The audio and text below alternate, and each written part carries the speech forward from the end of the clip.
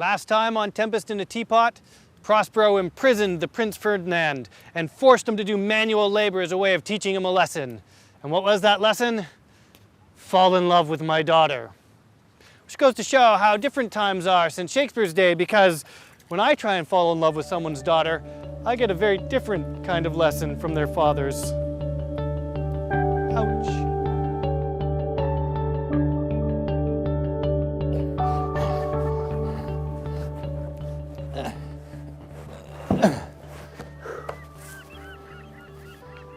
There be some sports are painful, and their labor delighted in them sets off.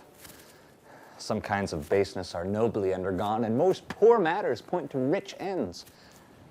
This, my mean task, would be as heavy to me as odious, but the mistress that I serve quickens what's dead and makes my labors pleasures. Oh, she is 10 times more gentle than her father is crabbed, and he's composed of harshness. I must remove some thousands of these logs and pile them up upon a sore injunction. My sweet mistress weeps when she sees me work, and says such baseness has never like executor. I forget, but even now, these sweet thoughts do even refresh my labors most busiest when I do it. Alas now, pray you work not so hard. Oh, would the lightning had burnt up those logs that you were enjoying to pile. Oh, pray you set it down. My father's safe at study. He's safe for these 3 hours. No, precious creature. The sun shall set before I shall discharge what I must strive to do.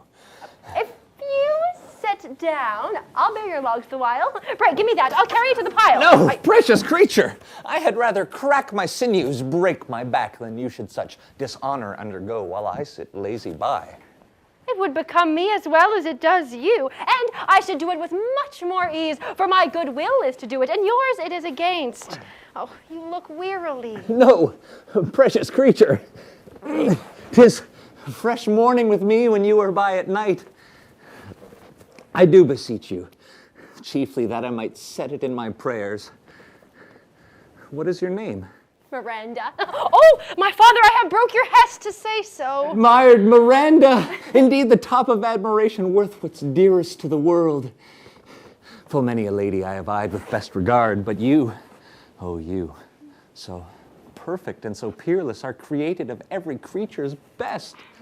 I do not know one of my sex, no woman's face remembered, save from my glass mine own, nor do I know any men but you, my dear friend, and my dear father. How features are abroad I am skilless of, but by my modesty, the jewel and my dower, I would not wish for any companion in the world but you, nor can my imagination form a shape besides yourself to like of. But I prattle something too wildly, and my father's precepts I therein do forget. Hear my soul speak. The very instant that I saw you did my heart fly to your service. There resides to make me slave to it. And for your sake am I this patient log man. Do you love me? O heaven, O earth, bear witness to the sound, and crown what I profess with kind event if I speak true. If hollowly, invert what best is boded me to mischief. I, beyond all limit of what else in the world, do love, prize, honor you. I am a fool to weep at what I am glad of. Wherefore weep you? Mine unworthiness, that dare not offer what I desire to give, much less take what I shall die to want. Hence, bashful cunning, and prompt me plain and holy innocence, I am your wife, if you will marry me. If not, I'll be your maid. I'll be your fellow. You may deny me, but I'll be your servant whether you will or no. My mistress dearest, and I thus humble ever. My husband, then? I, with a heart as willing as bondage ere of freedom. Here's my hand. And mine, with my heart in it.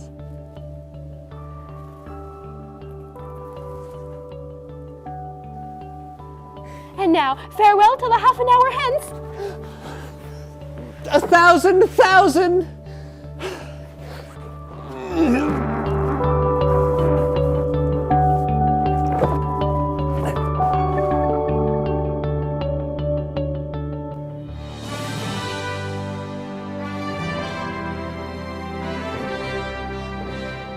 Hello, and welcome to Critics Corner. Tonight, we're going to be talking about Tempest in a Teapot, the latest oeuvre by a company of fools. Amusing homage, satirical reimagining, fresh new original nouveau take on an old classic, or complete wank. Bullocks McJungle? Yes, that is the burning question. Does it burn? Oh, yes, in much the same way that certain diseases burn the nether regions of some of Shakespeare's characters. And that's precisely the problem with this piece. Where is the historical accuracy? Why, par exemple, are there women actors on stage? This would never have occurred under the keen and careful eye of Shakespeare. I see. Do you? I think so. Good. Madam Slavala, you've been watching the play so far. Has it struck any interest in you whatsoever? As you know, I haven't actually enjoyed a piece of theater since the summer of '95. True. And this piece? No exception. Not an amusing and satirical reimagining of the play, then? In a word, not so much. That's 3 words. 3 heads are better than 1. That's 2. 2 what? 2 heads. Sounds painful. But the point is, The point is, you two-tiered ignoramus, you man-being little snit, you pathetic puling excuse for a host, you flatulent myopic horse head. The point is, it's all been done before. I am not two-tiered. Crybaby. I so agree with you. We've all seen this kind of smug, oh, we're so much more clever than a dead man approach to theater before, and by far funnier looking personages. Oh, God, yes. Anyone can focus on the shortcomings of a 400-year-old piece, but what about its poetry? What about its poetry? Exactly. Why this constant pathetic need to be amusing? Why this focus, this childish, infantile obsession with making the work entertaining? Shakespeare is not entertaining. Shakespeare is a cultural experience. Give it to me straight and give it to me hard. Give me dense, turgid poetry that wraps itself around me, sucks me in and never lets go. Don't tease me with easy pop culture references that fall limp. I want penetrating classical allusions. Strict formal structure. Iambic pentameter. Caesura. Such sweet exposition. Oh, God, show me your inciting incident. I want your rising action.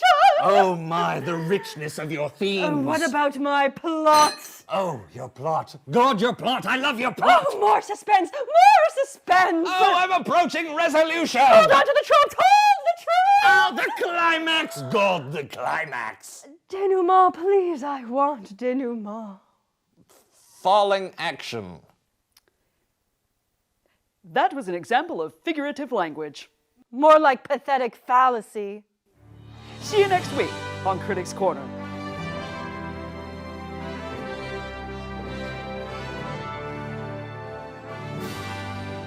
Next time on Tempest in the Teapot, Caliban and his drunken friends. Because there's nothing funnier than drunk people, huh? Especially if you are one. Whoa! Okay, before anyone gets upset, we are not suggesting that you should get drunk, especially if you're going to continue to sort of, surf around here on the information highway, because it always leads to trouble. You'll wake up in the morning really regretting those bookmarks and having a hard time to explain how those photos got up onto that site. Those people on Facebook? They're not really your friends.